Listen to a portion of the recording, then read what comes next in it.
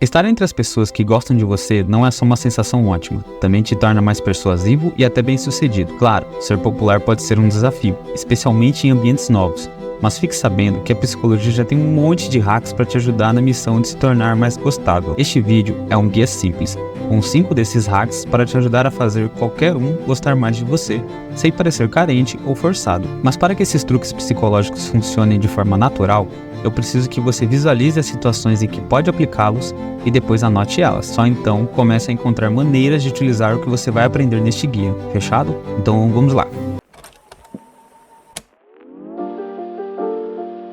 Dica número 1. Deixe a pessoa falar de si e ouça. De acordo com um estudo publicado pela Universidade de Harvard, falar de si é tão recompensador quanto ganhar dinheiro, fazer sexo ou comer. Segundo Stuart Diamond, professor da Universidade da Pensilvânia, abrir um espacinho nessa falação toda para ouvir o outro, nem que seja só um pouquinho, pode melhorar e muito as suas relações, mesmo que não seja a relação mais profunda do mundo. Lembra do que eu comentei no começo, né? Visualize situações em que você pode aplicar esta dica. Então, imagine que sua parceira chegue em casa cansada do trabalho, e mesmo que você também esteja bem cansada do seu dia, faça a pergunta de hoje. Como foi o seu dia? Espere pela resposta, ouça com atenção e em seguida complete com outra pergunta. Aconteceu algo no escritório? Você está estressada com o lançamento de algum produto? Coisas desse tipo. As pessoas amam falar de si mesmas e quando o fazem, elas liberam a famosa dopamina, causando uma sensação boa no corpo. E se você estiver ouvindo genuinamente e se interessando pelo assunto, a sensação vai passar para você também. Por isso, experimente com as pessoas próximas a você e veja como as suas relações podem melhorar. Dica número 2. Elogie para ser elogiado, mas não demais. Falar bem de alguém funciona como um bumerangue. Quem escuta um elogio passa a associar os adjetivos usados à pessoa que falou. A transferência acontece mesmo quando a fala não é das mais sinceras. Ou seja, quando você diz que alguém é inteligente, alegre e animado, a pessoa do outro lado vai pensar em você, associando essas qualidades também. Além da gentileza, claro, pois o ato de elogiar, quando feito da maneira sincera, deixa as pessoas confortáveis na sua presença. É como se você estivesse massageando o ego delas. Isto usado da maneira correta é uma coisa poderosa, mas por hora esse assunto fica para outro vídeo. Retomando, o problema é que ninguém dá muito crédito para elogios que são feitos toda hora. Um exemplo disto foi um experimento realizado em uma universidade que colocou 80 universitários para conversar em duplas. Depois, as duplas eram separadas e chamadas para outra conversa com os pesquisadores. Neste processo, era permitido uma leve espiada da pessoa que estava sendo mencionada pela sua dupla. Algumas pessoas só fizeram comentários bons sobre sua dupla, outras só ruins, e outro grupo misturava os dois tipos de avaliação. No fim, os participantes ficaram mais satisfeitos quando a dupla começava falando mal delas e terminava elogiando. Neste caso, elas sentiam que conseguiram conquistar a pessoa durante o papo, e então valorizavam mais a parte boa. Isso mostra o poder de um elogio utilizado da forma correta e sem exageros.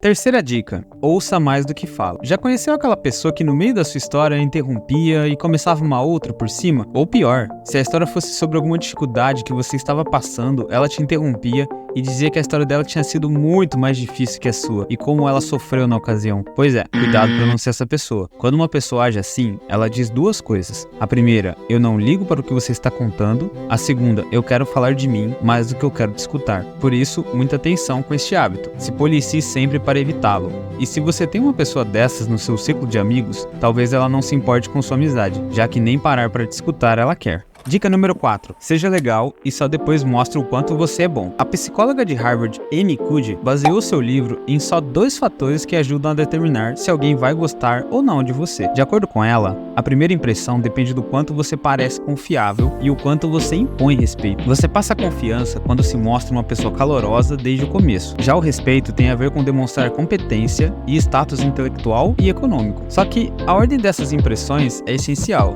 Deixe para parecer competente apenas quando já tiver demonstrado bastante afeto. A explicação para isso, segundo Cuddy, é evolutiva. Para nossa sobrevivência, era crucial saber se o outro era digno de confiança antes de descobrir, por exemplo, se ele era forte. Afinal, essa força toda podia ser usada contra nós. Amy define a presença como o estado em que somos capazes de expressar nossas verdadeiras capacidades, pensamentos e sentimentos, de maneira confiante e sem medo, estando plenamente engajado e sendo autêntico no momento presente. Mas para que isso aconteça sem atritos, você deve passar essa confiança que mencionei. E você consegue isso aplicando as 3 primeiras dicas, deixando a pessoa falar mais de si, fazendo as perguntas, elogiando sem exageros e ouvindo mais do que falando. A quinta dica, sorria. O sorriso é o sinal mais poderoso de amizade e tem uma boa razão para isso. Quando sorrimos, nosso cérebro libera endorfina, causando uma sensação boa no corpo. E o engraçado é que quando outras pessoas veem seu sorriso e sorriem de volta, isso também libera a endorfina em seu cérebro. Então, quando você genuinamente sorri em uma conversa, a mesma se torna prazerosa. Mas atenção aqui, temos que nos atentar à palavra genuinamente, pois a verdade é que existem muitas vezes em nossa vida onde somos forçados a sorrir, como em uma conversa de trabalho mais chata, ou quando estamos lidando com algum cliente, ou até conversando com um chefe ruim. Nós colocamos um sorriso falso para passar a sensação de que está tudo bem.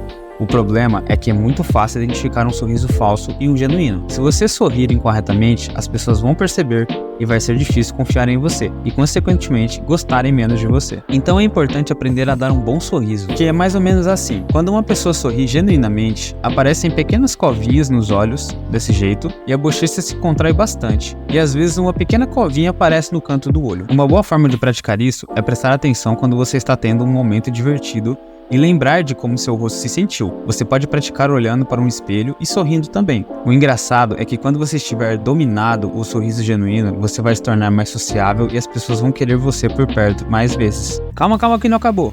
Para você que chegou até aqui, eu deixei uma dica bônus.